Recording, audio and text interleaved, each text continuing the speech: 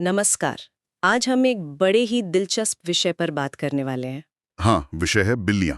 और खास तौर पर भारत और प्राचीन मिस्र में बिल्लियों को लेकर जो सोच है उसमें कितना अंतर है। बिल्कुल, हमारे पास कुछ जानकारी है जो दिखाती है कि कैसे एक ही जानवर को दो संस्कृतियां एकदम अलग नजर से देखती हैं। तो चलिए इस जानकारी को जरा खोल कर देखते हैं। शुरू करते हैं भारत से, है ना? हाँ यहाँ क्या मान्यता है? हाँ, भारत में तो ये बहुत आम है, आपने भी सुना होगा। अरे बिल्कुल, कि अगर बिल्ली, खासकर काली बिल्ली, रास्ता काट जाए तो बस रुक जाओ। हाँ, या रास्ता बदल लो, ये अशुभ माना जाता है। और कमाल की बात है कि आज भी इतने पढ़े लिखे लोग भी इसको मानते हैं, भले ही कोई वैज्ञानिक आधार न हो इसका। सही कहा।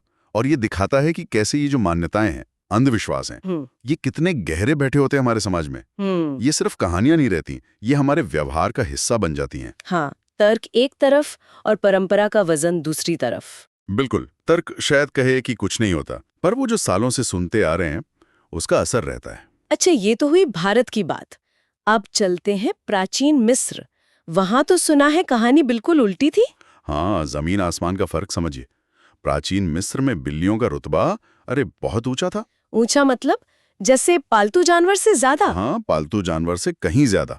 उन्हें लगभग पूजा जाता था। पूजा जाता था? कमाल है। हाँ, एक देवी थी बास्टेट। ओके। उनका चेहरा बिल्ली का माना जाता था। अच्छा। और वो घर, सुरक्षा, मातृत्व, इन सब की देवी थी। तो बिल्ली एक तरह से पवित्र हो गई, घर की रक्षक। वाह, यानी भारत में जहाँ रास्ता काटना अपशगुन है, हम्म। वहीं मिस्र में बिल्ली का दिखना या घर में होना शुभ माना जाता था, एक अच्छा शगुन। ये तो गजब का विरोधाभास है। और सिर्फ इतना ही नहीं, मिस्र में बिल्ली को नुकसान पहुंचाना वो एक बहुत बड़ा अपराध था। अपराध? कैसा अपराध? गंभीर अपराध। कुछ मामलों में तो सजाए मौत तक दी जा सकती थी अगर किसी ने बिल्ली को मार दिया तो। अरे बाप रे, मौत की सजा बिल्ली के लिए? हाँ, और कई बार तो जब मालिक मरते थे तो उनकी पालतू बिल्लियों को भी मम्मी बनाकर साथ में दफनाया जाता था। क्या बात करें, ये तो सच में विश्वास करना मुश्किल है ना? एक तरफ अंधविश्वास वाला डर और दूसरी तरफ इतना ज्यादा सम्मान, देवत्व का दर्जा। क्या इसकी कोई प्रैक्टिकल वजह भी थी मिस्र में, देवी मानने के अलावा? हाँ, कुछ हद तक। जैसे बिल्लियां, चूहे, सांप ये सब मारती थी। अच्छा, जो अनाज वगैरह खराब करते हैं। हाँ, तो वो घरों और अनाज भंडारों की रक्षा करती थी एक तरह से, तो समाज के लिए उपयोगी थी। लेकिन सिर्फ उपयोगी होने से तो कोई देवी नहीं मान लेता। नहीं, बिल्कुल नहीं। ये उपयोगिता से कहीं आगे की बात थी। ये उनकी संस्कृति, उनकी पौराणिक कथाओं का हिस्सा बन गया था। श्रद्धा का मामला था। तो फिर ये जो दो एकदम विपरीत नज़ारे हैं, भारत और मिस्र के, इनसे क्या निष्कर्ष निकालें? देखिए, सबसे दिलचस्प बात यही है कि ये दोनों ही सोच, भारत का शक और मिस्र की श्रद्धा, अपनी अपनी जगह अपनी संस्कृति में बहुत गहरी थी। लोगों के लिए वही सच था।